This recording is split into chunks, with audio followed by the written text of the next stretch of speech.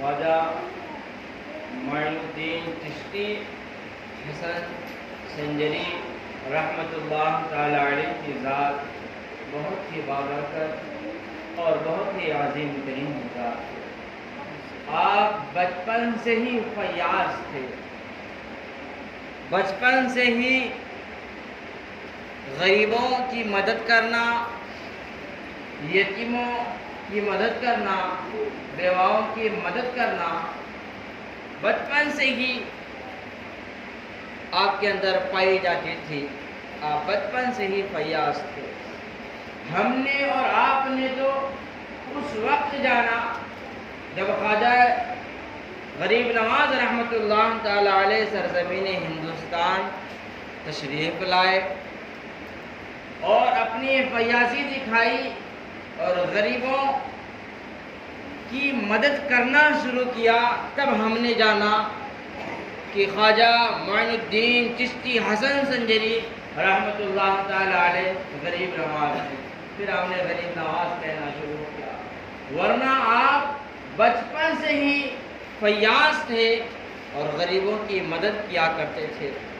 روایتوں میں آتا ہے کہ آپ کے والد ماجد آپ کو لے کر عیدگاہ جا رہے ہوتے ہیں عید کی نماز پڑھنے کے لیے، تو راستے میں خواجہ معین الدین چشتی حسن سنجری رحمۃ اللہ تعالی علیہ کی نگاہ ایک بچے پر پڑتی ہے، جو بچہ سڑک کے کنارے بالکل بکھری ہوئی حالت میں کھڑا تھا، نہ جسم پر کوئی صحیح سالم لباس تھا اور نہ ہی چہرے پہ کوئی خوشحالی تھی، اور وہ بچہ رو رہا ہوتا ہے، وہ بچہ یتیم ہوتا ہے۔ تو جب خواجہ معین الدین چشتی حسن سنجری رحمۃ اللہ تعالی علیہ کی نگاہیں اس بچے پر پڑی تو آپ کے آنکھوں سے بھی باضابطہ آنسو نکل پڑے۔ اللہ اکبر کبیرہ۔ بھلا آپ کے آنکھوں سے آنسو کیوں نہیں نکلتے؟ کیونکہ آپ کے رگوں میں امام الانبیاء کا خون دوڑتا ہے۔ آقا کریم صلی اللہ علیہ وسلم کی ذات ایک ایسی ذات ہے جن کی بارگاہ میں غریب آئے، امیر آئے، یتیم آئے، مسکین آئے، غرضا کی کوئی بھی آئے، آقا کریم صلی اللہ علیہ وسلم سب کو عطا کرتے ہیں اور سب کے لیے اپنے کرم کے بازو کھول رکھے ہیں۔ تو حضور خواجہ معین الدین چشتی حسن سنجری رحمۃ اللہ تعالی علیہ بھی آپ کی ہی نسل سے تھے، آپ کے ہی خون سے تھے، بھلا آپ کیوں پیچھے رہتے؟ نانا جان کی سنتوں پر عمل کرتے ہوئے اس یتیم بچے کے پاس دوڑ گئے اور کہنے لگے، اے بچے ذرا بتا تو صحیح، آخر تو خوشیاں کیوں نہیں مناتا؟ آخر تو زاروں پچار روتا کیوں ہے؟ وہ بچہ کہتا ہے میں خوشیاں مناؤں تو کیسے مناؤں جب سر پر والدین کا کوئی سایہ نہیں؟ میں خوشیاں مناؤں تو کیسے مناؤں؟ میرے پاس کوئی عمدہ لباس نہیں ہے، میرے پاس خوشی منانے کا کوئی ذریعہ ہی نہیں، تو میں کیسے خوشی مناؤں؟ آپ جو ہے فوراً وہیں سے دوڑ لگاتے ہیں اور اپنے گھر تشریف لے کر جاتے ہیں اور گھر سے اپنا ایک نیا کپڑا نکالتے ہیں اور لا کر اس بچے کو دیتے ہیں۔ وہ صرف دے ہی نہیں دیتے، کہتے چلو میرے ساتھ چلو۔ آپ خود پانی ڈالتے ہیں، اس بچے کو نہلاتے ہیں، اس کے بعد اس کو اچھی طرح سے فریش کرتے ہیں، کپڑے پہناتے ہیں اور اپنے ساتھ لے کر اسے عیدگاہ جا رہے ہوتے ہیں۔ میرے عزیزو ذرا اندازہ لگاؤ کہ حضرت خواجہ معین الدین چشتی حسن سنجری رحمۃ اللہ تعالی علیہ کو یتیموں سے کتنا پیار تھا، کتنا پیار ہے۔ آپ کی عمر کتنی رہی ہوگی؟ 9 سال، اس سے زیادہ نہیں تھی۔ 9 سال کی عمر میں آپ کی آنکھوں سے ایک یتیم بچے کا آنسو نہیں دیکھا گیا تو آج سرزمین ہند میں خواجہ غریب نواز سالوں سے رہ رہے ہیں، سالوں سے ہم مسلمانوں کے سینوں پہ راج کر رہے ہیں، دلوں پہ راج کر رہے ہیں، تو اگر ہم صدق دل سے خواجہ غریب نواز کو پکارا ہے تو وہ ہماری آنکھوں میں آنسو کیسے دیکھ سکیں گے؟ شرط یہ ہے کہ ہم محبتوں کے ساتھ پکاریں تو صحیح، عقیدتوں کے ساتھ پکاریں تو صحیح۔ ہم پکارتے نہیں ہیں، ہم خواجہ غریب نواز کے آستانے پر پہنچ بھی جاتے ہیں، لیکن وہاں پہنچ کر بھی فریاد نہیں کر پاتے ہیں۔ ارے فریاد کرنے والے ہجڑے کی اولاد لے کر گئے، فریاد کرنے والے آئے اور آسمان جیسی بلندی پا کر گئے۔ ہم وہاں پہنچ کر بھی فریاد نہیں کر پاتے ہیں، وہاں پہنچ کر سیلفی میں لگ گئے، فوٹو میں لگ گئے، دوستوں کو بتا رہے ہم تو یہاں آئے ہیں، پکنک کرنے آئے ہیں۔ اللہ اکبر۔ اے لوگوں، صدق دل سے، محبتوں سے حضور خواجہ غریب نواز رحمت اللہ تعالی علیہ کو پکارو تو صحیح۔ انشاءاللہ تبارک و تعالی اللہ تعالی کی عطا سے غریب نواز رحمت اللہ تعالی علیہ ہم تمام کی مدد فرمائیں۔ دوستان ذی قدر، حضور خواجہ غریب نواز رحمت اللہ تعالی علیہ کی عمر 15 سال ہوتی ہے، تو 15 سال کی عمر میں آپ کے والد ماجد روئے زمین سے چلے جاتے ہیں، تو جائیداد کا بٹوارا ہوتا ہے۔ آپ کے حق میں ایک باغ اور ایک چکی آتی ہے، یا ایک ٹول آتا ہے جس سے پانی نکالا جاتا ہے، یہ دو چیزیں آتی ہیں، اور آپ کی ایک بہن بھی ہوتی ہے اور ایک بھائی بھی ہوتا ہے۔ بہر کیفیت آپ اب ہمیشہ اپنے باغ میں رہنے لگے اور درختوں کو پانی دینا شروع کر دیے۔ آپ کی والدہ شوہر نامدار کے انتقال کے بعد بہت ہی زیادہ صدمے میں رہنے لگی، اور زیادہ دنوں تک وہ بھی نہ جی سکی۔ 2 سال کے اندر ہی آپ کی والدہ بھی روئے زمین سے چلی گئی۔ جب سر سے والد کا سایہ اٹھ گیا، والدہ کا سایہ اٹھ گیا، تو حضرت خواجہ معین الدین چشتی حسن سنجری رحمۃ اللہ تعالی علیہ اب کھوئے کھوئے رہنے لگے، اور سارا دن دنیا سے بے نیاز ہو کر باغ میں بیٹھے رہتے، درختوں کو پانی دیا کرتے تھے، اور وہیں ہمیشہ رہتے تھے، دنیا سے کوئی تعلق نہ تھا۔ تو ایک دن اس باغ میں حضرت ابراہیم قندوزی رحمۃ اللہ تعالی علیہ تشریف لاتے ہیں، اور حضرت ابراہیم قندوزی رحمۃ اللہ تعالی علیہ اس باغ میں جب تشریف لاتے ہیں تو کہتے ہیں بیٹا مجھے بھوک لگی ہے، مجھے پیاس لگی ہے، تمہارے پاس کچھ کھانے پینے کا ہو تو لاؤ مجھے دو۔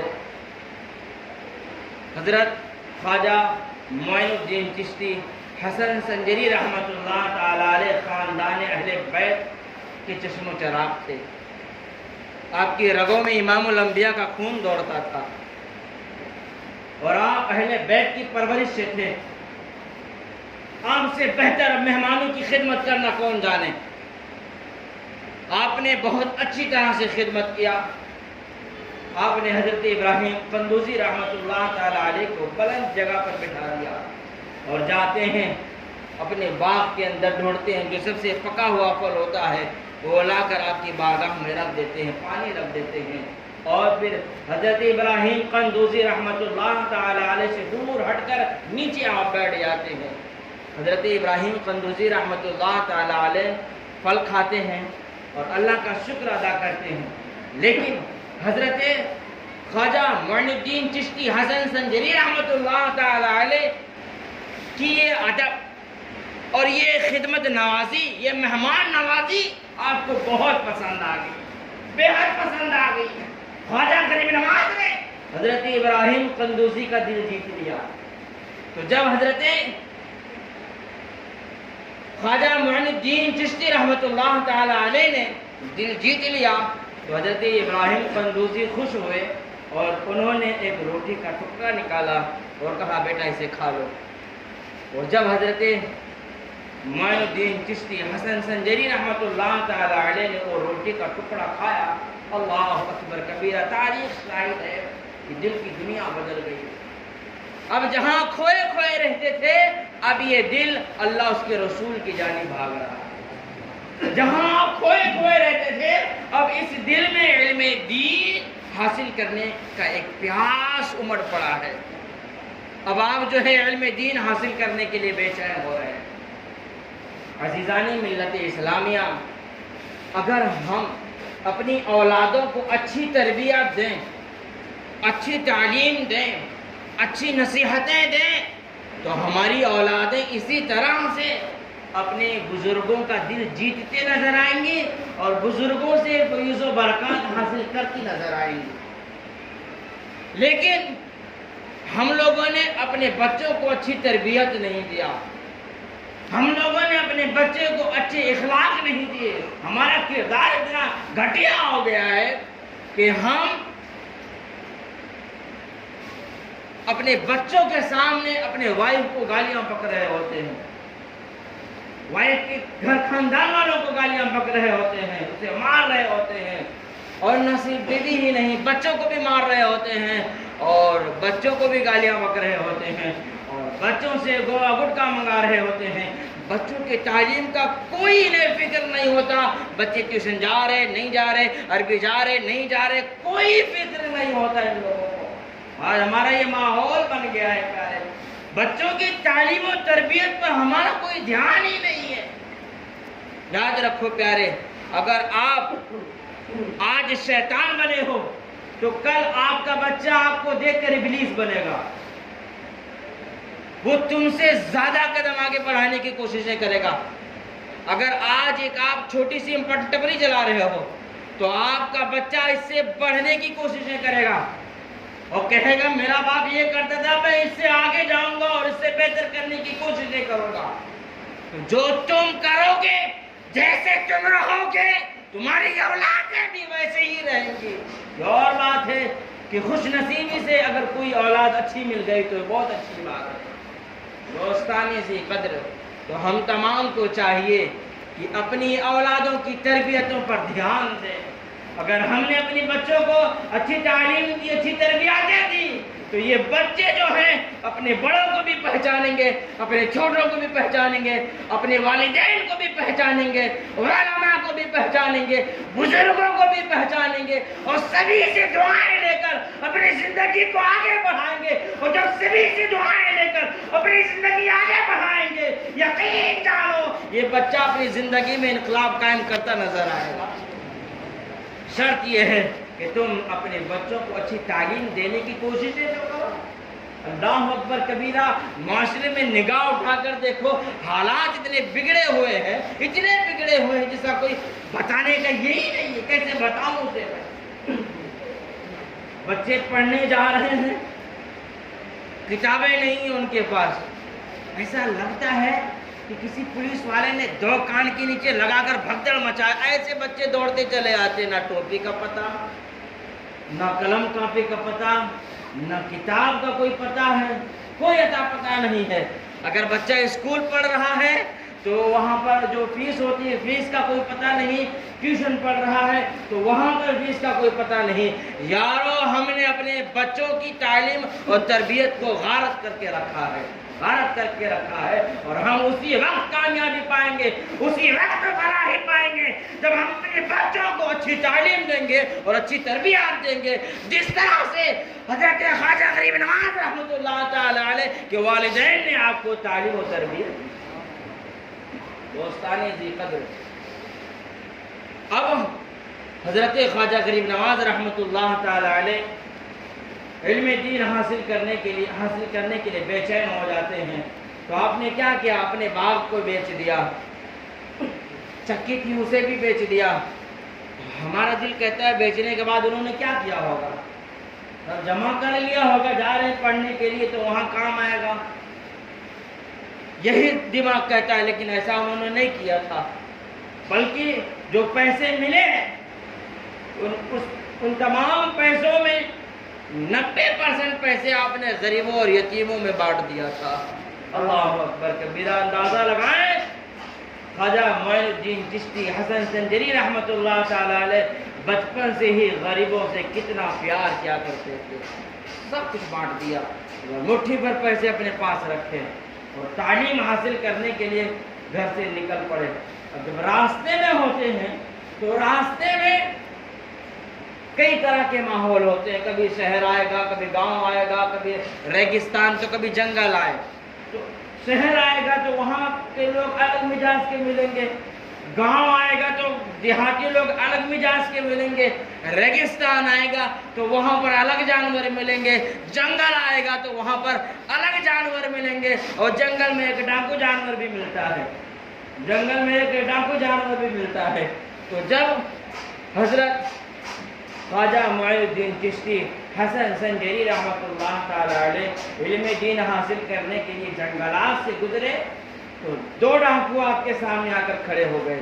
اچھا، وہ ڈاکو جو تھے وہ ڈاکو کے لباس میں نہیں آئے تھے بلکہ بزرگوں کے لباس میں آئے، اور آنے کے بعد کہتے ہیں اے اللہ کے بندے، ہم بھوکے ہیں، ہم پیاسے ہیں، ہم محتاج ہیں، ہم حاجت مند ہیں، ہمیں کھانا کھلاؤ، ہمیں پانی پلاؤ اور ہماری حاجتوں کو پوری کرو۔ کیونکہ گنڈوں نے اللہ کے نام پہ مانگا تھا، اب اللہ کے نام پر کوئی فریاد کرے اور رسول پاک کی اولاد خاموش رہے، یہ تو ہو نہیں سکتا۔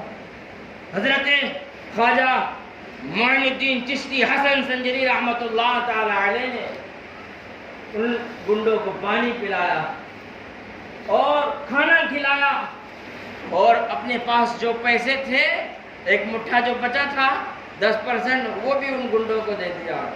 اب وہ گنڈے سوچ میں مبتلا ہو گئے کہ آخر یہ بچہ ہے، اکیلے ہے، تر و تنہا ہے، علم دین حاصل کرنے کے لیے جا رہا ہے اور اس نے سارا کچھ ہمیں دے دیا، تو یہ آگے کا سفر کیسے کمپلیٹ کرے گا؟